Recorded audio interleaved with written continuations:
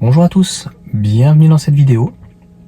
On va faire un petit point sur la Renault R5. J'avais vu l'information et j'ai pas forcément eu le temps de la traiter. Je trouvais quand même que c'était très intéressant de revenir sur l'intérieur. J'avais des personnes qui se posaient des questions. J'avais vu sur Facebook quelqu'un qui disait « Mais non, écoute, ça sera pas le même intérieur, ça va être différent. » On va en parler en incrustation. On a déjà l'intérieur. Donc c'est pas du Photoshop, ça n'a pas été démenti donc par Renault. Donc c'est un petit peu comme la même chose avec Tesla au final. Quand il y a des choses, est-ce que c'est payé d'ailleurs pour faire le buzz? Je ne sais pas. Mais là donc on va parler de la Renault R5 et cet intérieur, je pense, va se retrouver aussi peut-être chez Dacia. En tout cas c'est sûr dans la Micra parce que c'est un intérieur entre guillemets inédit, en tout cas avec cette planche de bord. Et les sièges, est-ce qu'ils récupéreront ceux de la Mégane ou ceux de la Clio E-Tech dans ces cas-là? Enfin de la Clio hybride full rechargeable ou quoi que ce soit à ce moment-là. C'est une autre question, mais ça permet donc d'avoir des éléments et c'est ce qui aussi apporte la preuve, si on peut dire, qu'ils ne pouvaient pas faire un véhicule entre 20 et 25 000 euros et qu'on serait plus dans les 30 000, parce que ça reste quand même très qualitatif et même avec une petite batterie et même avec un intérieur revu, obligatoirement ça demande au niveau des ingénieurs, au niveau des moulures, au niveau des pièces, d'avoir donc un véhicule, même si il est un peu plus dépouillé, un écran un peu moins important, obligatoirement, ça demande un travail au niveau industriel.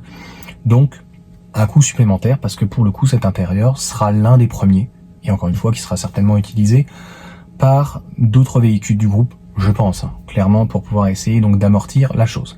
Allez, on passe en incrustation. Je te montre comment ça va préfigurer. Là, c'est assez clair. Ce qui va nous manquer, voilà, comme je viens de dire, c'est plutôt non plus l'habitacle, mais l'arrière, donc les sièges.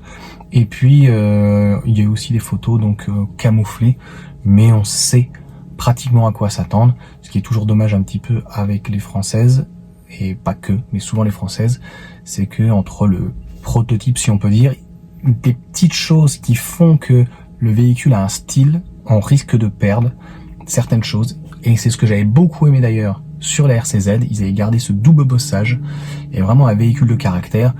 On pourrait reprocher que par contre la RCZ à l'intérieur, ils n'ont pas fait de miracle. C'était une 308.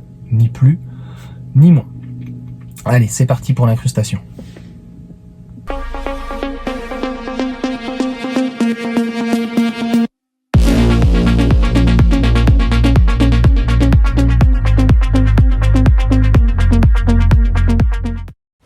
Voici donc l'objet du délit.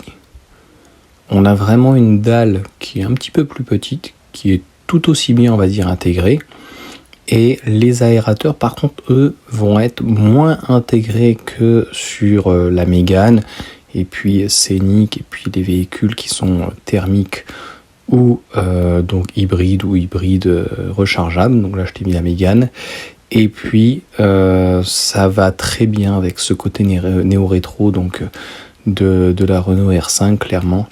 Dis-moi ce que t'en penses. Clairement, l'intérieur, on a pratiquement tout vu.